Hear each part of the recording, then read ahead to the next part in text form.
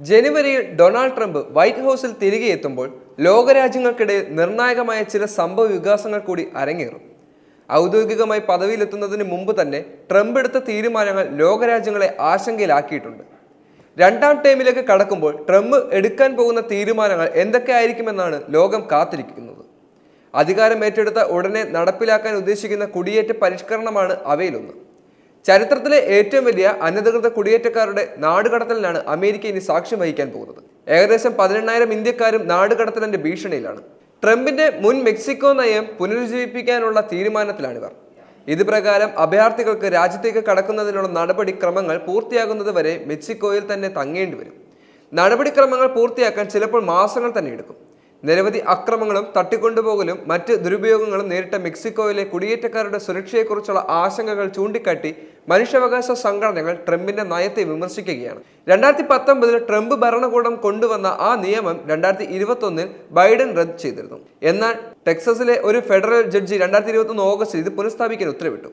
കുടിയേറ്റത്തിലെ Mexico നയം അഭയാർത്ഥികൾക്ക് ശരിയായ നടപടിക്രമങ്ങളിലൂടെ രാജ്യത്ത് പ്രവേശിക്കുന്നതിനുള്ള അവസരം കൂടിയാണ് നിഷേധിക്കുന്നത്. അനധികൃത കുടിയേറ്റം തടയുന്നതിന് പുറമെ ജന്മം കൊണ്ട് പൗരത്വം നൽകുന്ന നിയമവും റദ്ദു ചെയ്യാനുള്ള തീരുമാനത്തിലാണ് ട്രംപ്. ഇത് വലിയ പ്രത്യാഘാതങ്ങൾ ഉണ്ടാക്കും. ആരോഗ്യ മേഖലയിലൊക്കെ ജോലി ചെയ്യുന്നവരുടെ കുടുംബങ്ങൾക്ക് വിദ്യാഭ്യാസം, ഇൻഷുറൻസ്, ചികിത്സ തുടങ്ങിയ മേഖലകളിലെ ആനുകൂല്യങ്ങളിലുള്ള അവകാശം നിഷേധിക്കപ്പെടും. ദീർഘകാലമായി അമേരിക്കയിൽ രേഖകളില്ലാതെ കഴിയുന്ന കുടിയേറ്റക്കാരെ നാടുകടത്തുക, മെക്സിക്കോ നയം പുനരുജ്ജീവിപ്പിക്കുക തുടങ്ങിയ നയങ്ങൾ ജന്മാവകാശമായി ലഭിക്കുന്ന പൗരത്വം നിലനിർത്താനുള്ള നടപടികളുടെ തുടർച്ചയാണ്. ഈ നയങ്ങൾ നടപ്പിലാക്കുന്നതിൽ നിയമപരമായ വെല്ലുവിളികൾ ഉയരുന്നുണ്ട്.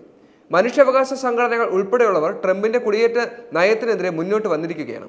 നാടുകടത്തലിന്റെ പ്രായോഗികതയും പ്രതിസന്ധികളും സൃഷ്ടിക്കുന്നുണ്ട്. അറസ്റ്റിലാകുന്ന അനധികൃത കുടിയേറ്റക്കാരെ പാർപ്പിക്കുന്നതിനും ഗതാഗതത്തിനും വിചാരണയ്ക്കുമൊക്കെ വലിയ തുക കണ്ടെത്തേണ്ടി വരും. ട്രംപിന്റെ സാമ്പത്തിക നയങ്ങളാണ് ലോകം ഉറ്റുനോക്കുന്ന മറ്റൊരു സംഗതി.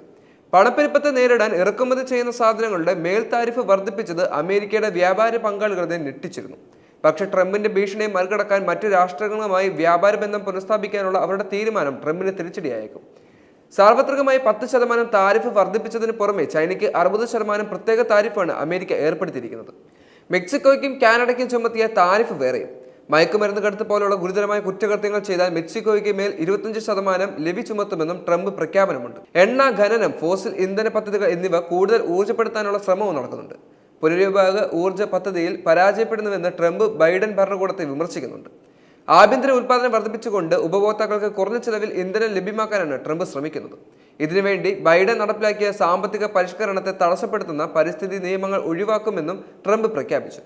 കർശന പരിസ്ഥിതി നിയമങ്ങൾ കൊണ്ടുവന്ന securities and exchange commission chairman Gary Gensler പുറത്താക്കാനും Trump പദ്ധതിയിടുന്നുണ്ട്. Biden ഭരണകൂടത്തിന്റെ നേട്ടങ്ങൾ ഒന്നായ ഫെഡറൽ കുടുംബാസൂത്രണ പദ്ധതികളിലും ട്രംപ് കൈകടത്താനുള്ള തയ്യാറെടുപ്പിലാണ്. ഭ്രൂണഹത്യ ഉൾപ്പെടെയുള്ള കുടുംബാസൂത്രണ പ്രവർത്തനങ്ങൾക്ക് ബൈഡൻ ഭരണകൂടം നൽകിയിരിക്കുന്ന ധനസഹായങ്ങൾ നിയന്ത്രണം കൊണ്ടുവരുമെന്നാണ് ട്രംപിന്റെ തീരുമാനം. ട്രംപ് പ്രസിഡന്റ് പദവിയിൽ എത്തുമ്പോൾ അന്താരാഷ്ട്ര ബന്ധങ്ങളിൽ പൊളിച്ചെഴുത്തുകൾ ഉണ്ടാകുമെന്നതിന്റെ സൂചനകൾ നൽകിക്കഴിഞ്ഞു. അന്താരാഷ്ട്ര കരാറുകളിൽ നിന്നും പിന്നോട്ട് പോകാനും സഖ്യങ്ങളെ പുനർനിർവചിക്കാനും സാധ്യതകളുണ്ട്. ആഗോള കാലാവസ്ഥാ പ്രതിബദ്ധതകളെക്കാൾ ആഭ്യന്തര ഊർജ്ജ ഉൽപാദനത്തിനും അമേരിക്ക മുൻഗണന നൽകേണ്ടത് ഉറപ്പിച്ചുകൊണ്ട് പാരീസ് കാലാവസ്ഥാ ഉടമ്പടിയിൽ നിന്നും പുറത്തു കടക്കാൻ അദ്ദേഹത്തിന്റെ ഭരണകൂടം ഉത്തരവുകൾക്ക് തയ്യാറാകുകയാണ്.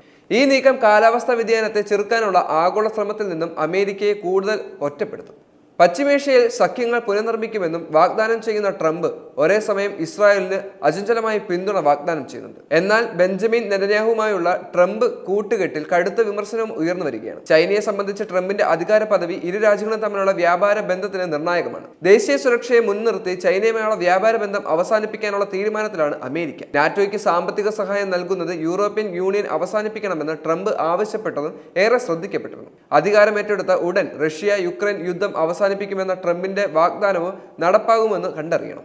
യുദ്ധം അവസാനിപ്പിച്ച് സമാധാനം പുനഃസ്ഥാപിക്കുമെന്ന് പറയുമ്പോഴും അമേരിക്ക യുക്രൈന് റഷ്യക്കെതിരെ പ്രയോഗിക്കുന്നതിനുള്ള ആയുധങ്ങൾ നൽകുന്നത് വിമർശനങ്ങൾ വളരെയധികം ഉയർത്തി വരികയാണ്.